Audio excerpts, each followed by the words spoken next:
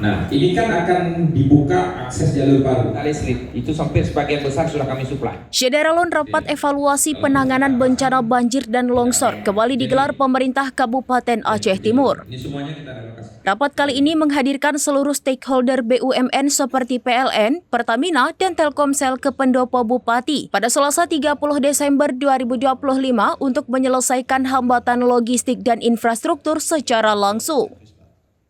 Langkah ini diambil setelah Bupati menemukan berbagai kendala di lapangan yang tidak bisa diselesaikan hanya oleh jajaran pemerintah kabupaten.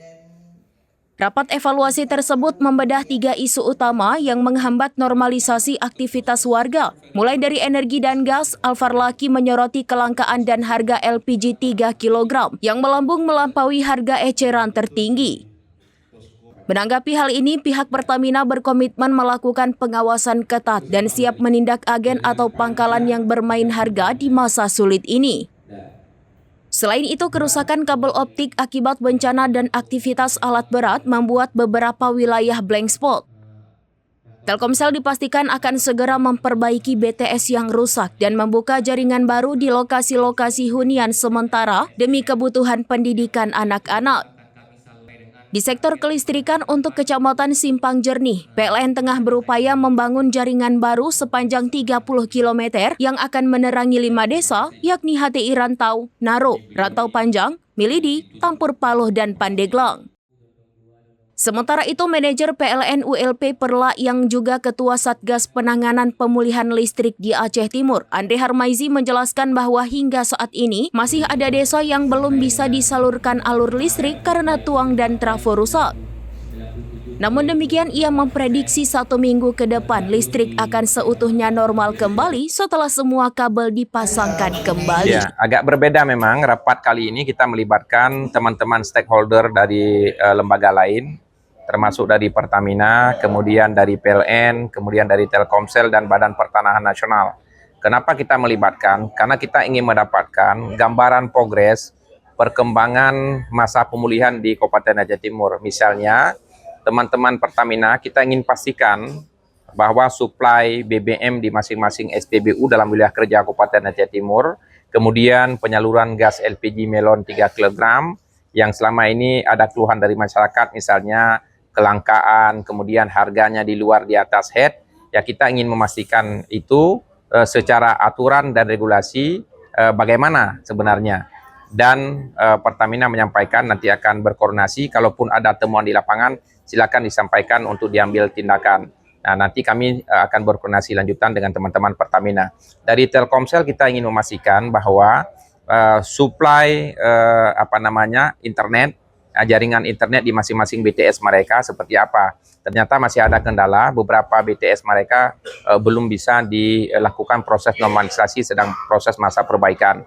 Begitu juga dengan kabel-kabel optik yang ditanam di bawah, ini terjadi gangguan karena ada sedang perbaikan alat-alat berat. Nah, itu nanti apabila titik yang kita temukan terjadi kerusakan, kita laporkan ke Telkomsel. Begitu juga mereka akan coba membuka nantinya akses jaringan baru misalnya di lokasi-lokasi huntara yang lokasi itu memang belum terdapat suplai jaringan internet yang bagus. Ya, insya Allah ke depan proses jaringan terus dilakukan pemulihan, nanti semuanya di seluruh Kabupaten Aceh Timur jadi normalisasi jaringan internet. Nah, selanjutnya untuk PLN kita masih mendapatkan laporan ada beberapa kecamatan dan desa yang belum normal listrik, dan sekarang sedang masa perbaikan juga. Untuk khusus di Kecamatan Simpang Jernih, nanti ada pembukaan jaringan baru. Ya, teman-teman PLN sudah melakukan survei ke sana, dan petugasnya sudah kembali ke Kuala Simpang. Ada jarak sekitar 30 km, dan nanti apabila dilakukan proses pemasangan baru, nanti akan bisa menerangi 5 desa di Kecamatan Simpang Jernih, HTI Rantau Naro, kemudian Rantau Panjang Melidi, Tampur Bor, Tampur Palu, dan juga Pantai Kera. Jaringan baru itu akan dipasok dari Serbajadi Lokop dengan perkiraan masa pemasangan instalasi jaringan itu 1 pekan atau 1 minggu. Jadi teman-teman PLN terus bekerja di lapangan, kita mensupport termasuk juga adanya bantuan genset yang disampaikan ke Kabupaten Aceh Timur. Besok genset itu akan disalurkan oleh PLN ke desa-desa yang belum listriknya nyala sama sekali. Ya, Huntara ini pertama dia ada yang bersifat komunal, jadi satu lokasi. Bisa jadi digunakan tanah yang milik desa, misalnya lapangan bola atau lapangan voli. Kalaupun tidak ada tanah milik desa, kemungkinan bisa digunakan juga tanah lain, misalnya tanah HGU. Nanti pemerintah akan bersurat dengan pemilik HGU, karena ini kan kebijakan pemerintah. Kemudian lokasi-lokasi lain yang memungkinkan.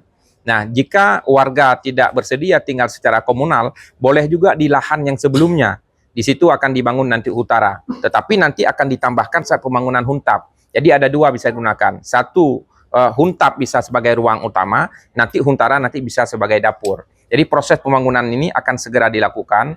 Beberapa desa tadi sudah menyampaikan kesiapan groundbreaking yang akan segera kami lakukan. Misalnya di desa Gronggrong, Kecamatan Pantai Bidari, mereka sudah siap. Kemudian ada di Dusun Tepin Gajah, Desa Sematang, Kecamatan Juluk, mereka juga sudah siap untuk dilakukan proses huntara. Ada juga beberapa warga korban yang tidak bersedia tinggal di huntara, tetapi ada skema lain yang akan diberikan pemerintah, yaitu dana tunggu hunian namanya, dengan besar Rp600.000 per bulan selama 3 bulan. Download Tribun X sekarang, menghadirkan lokal menjadi Indonesia.